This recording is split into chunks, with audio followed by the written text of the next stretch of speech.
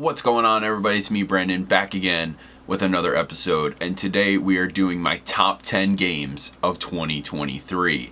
These are 10 games that I really enjoyed throughout the year that have captured my attention in some way where I must talk about them if I haven't already done so on the channel. So with that being said, let's go ahead, let's not waste any more time. Let's get into my personal top 10 games of 2023.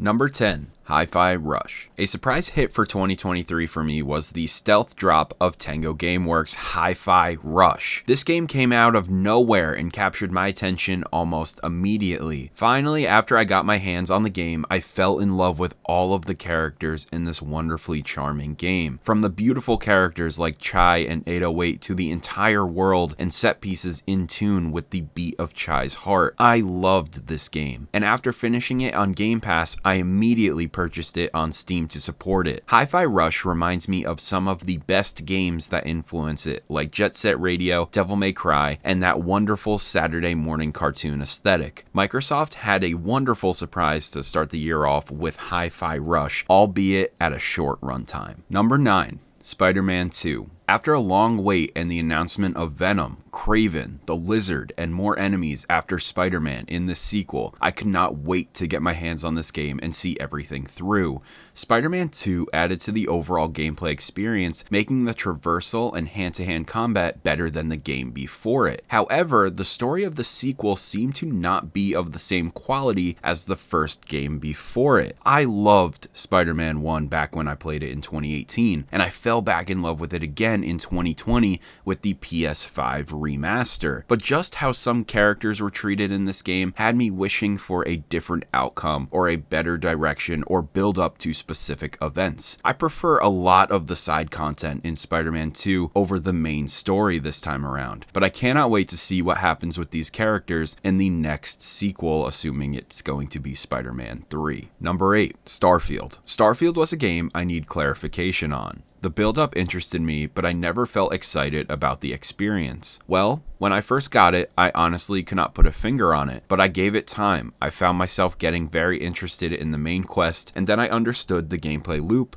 the systems, the menus, and more. But as I said, it took time to understand. While this game is a step back in some ways, it has that Bethesda wonder at some parts throughout this game, and you can create a character and take off in any way you want, as Bethesda thrives best in that environment. Suppose you have yet to play Starfield or are interested in it. In that case, as a first for Bethesda games, please follow and play the main quest, as I believe it teaches all you need to know how to play and understand Starfield. I think the narrative here is Bethesda's best primary campaign as for their role-playing games, but the New Game Plus is unlike anything I have experienced. Starfield is a game that captured my attention and has me constantly thinking about its smaller moments. Number 7. Hogwarts Legacy. Hogwarts Legacy was a Harry Potter's fan's dream come true. Upon first booting up the game, I was beyond excited for my experience through Hogwarts as a student, and it was everything and more. Exploring Hogwarts and seeing the locations of the books and the films was terrific. In some ways, it was bittersweet remembering a time of seeing Harry and his friends go through their most challenging battles and overcoming evil. Throughout Hogwarts Legacy, I fell in love with the attention to detail through the engaging gameplay, captivating visuals, incredible music, and the expansive wonder of the wizarding world. I hope we see more from this game, whether a DLC expansion or a sequel. This game was a blast, and I cannot wait to go back to Hogwarts and play more out of that game. Number 6. Mortal Kombat 1. Mortal Kombat 1 was a game that I was very excited to play. I've been a fan of this franchise for as long as I can remember, and every new addition to the series gets me excited to see where and how they change up the MK formula. MK1 is a reboot and sequel to Mortal Kombat 11. We are ushered into a brand new timeline in Mortal Kombat 1 after the events of Mortal Kombat 11. NetherRealm Studios understands how to make a great story mode for a fighting game, as they continue to set the bar further with excellent storytelling, and graphically, I love the gameplay and how visually striking they make every move feel like you are fighting to that last move move before you hit that fatality. MK1 feels incredibly fast at times, and incorporating cameo fighters makes MK1 one of the best playing Mortal Kombats to date. However, for all of its pros, there are a handful of heavy cons like microtransactions and a lack of modes. With all that being said though, I still find myself testing combos and eagerly awaiting the following DLC characters. Number 5, Street Fighter VI.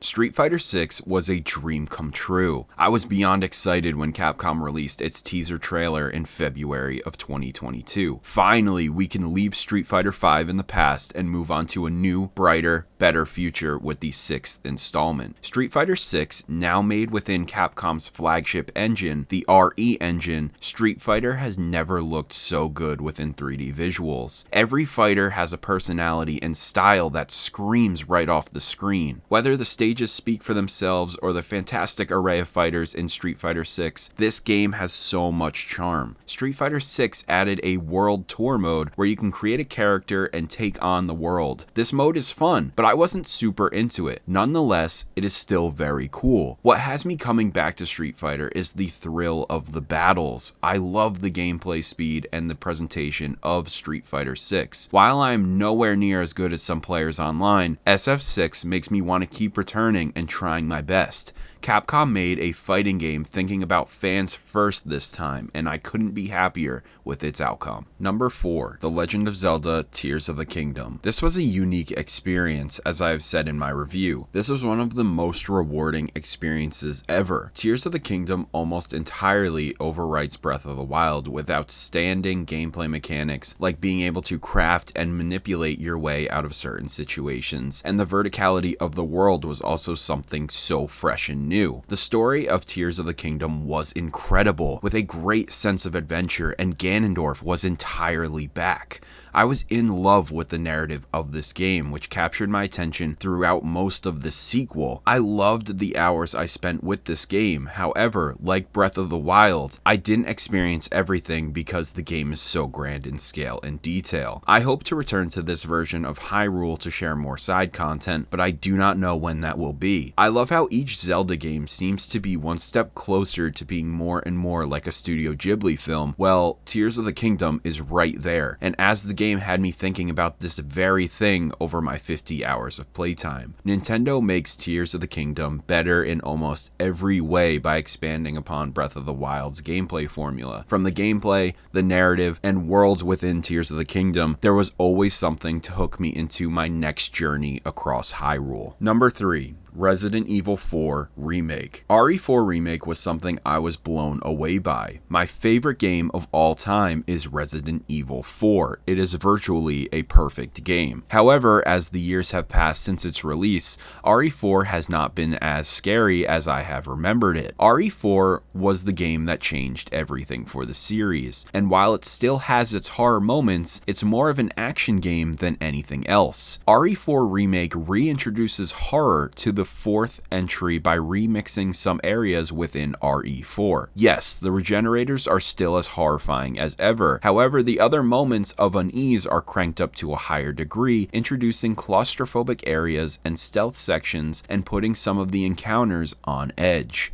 It was hard to believe that a remake could improve the original game, but it is also a step down in some cases, and I love this remake, and it is one of my favorite games of this year, but we did get some bosses and content that were cut from the remake, which was a shame to see. But however, in the end, Ashley, Leon, Lewis, Ada, and more were all truly fleshed out, making the remake a wonderful experience, and I have to keep reminding myself I can't believe they did a proper remake of Resident Evil 4. Number 2, Diablo IV. Where can I begin with Diablo IV? I fell in love with this game this past summer, and I loved the gameplay loop of Diablo, not to mention the expertly well-crafted story in Diablo IV following Lilith as she traverses the world of Sanctuary. I loved the dark atmosphere. Each corner of my screen was covered in dark gothic art, from the wicked creatures I would come across to the next piece of armor or skill upgrade I would grant my druid. I loved this game. I got this game around mid-July, and once I had entirely devoted my time to it, I could not stop. I decided to do a few workarounds on my Steam Deck to get the game on my awesome handheld, and I loved that I was able to play a game like Diablo IV portably. Unfortunately, for me, Diablo IV is now available on Steam, and you no longer need to jump through hoops. If you are patient enough to wait for it to arrive on the Steam platform, you can go ahead and get it, and it'll work natively. The story of Diablo IV was phenomenal, and I don't think another entry in the series comes close to D4's story. I keep thinking about my adventures this past summer. Its overall vibe was fresh and different from past games. I would like to dive back into this game soon, as I've missed it since I've put it down. Number 1, Alan Wake 2. Alan Wake 2 is a masterpiece. I've said this in my review, but I will repeat it here again. Alan Wake 2 has one of the best narratives in video games. I could not believe all the twists and turns throughout this game. The wait for Alan Wake 2 was well worth it, and I cannot stop thinking about this phenomenal game. Alan Wake, Alex Casey, Saga Anderson, the old gods of Asgard, and the rest of the cast all deliver and help create a breathtaking experience from start to finish. Sam Lake, the writer of Alan Wake, has done the impossible. Not only has he created a masterpiece of a game, but he somehow made the wait for a long-awaited sequel to go above and beyond my expectations. Alan Wake 2 will go down in history as one of the greatest games that I could recommend to somebody. The Alan Wake franchise was this small, intimate series that has now grown into a massive, hugely successful one, and I am here to sing all of its praises. From the dark corners of Bright Falls to the surprise dance numbers, I cannot wait to see what is in store for the future of Alan Wake and Remedy games. Alan Wake 2 is without a doubt my favorite video game of 2023. And that's it for this episode today. I really hope you enjoyed it. Please let me know in the comments down below what your favorite game of 2023 was. I loved a lot of these games, and I also played a lot more than the games I mentioned in the video. I have some honorable mentions, but I didn't even end up mentioning them, but there were some games like Metroid Prime Remastered, which was awesome, and there were some games I just never got to, like Super Mario Bros. Wonder and a handful of other titles. So I will get to those eventually, but for my top 10 games, these games captured my full attention. So please, again, let me know in the comments down below what you thought about the video games in 2023. Did you like any of mine? Do you have any hot takes on any of the games I have? Please let me know in the comments down below. And as always, my name is Brandon, and I will see you all next time.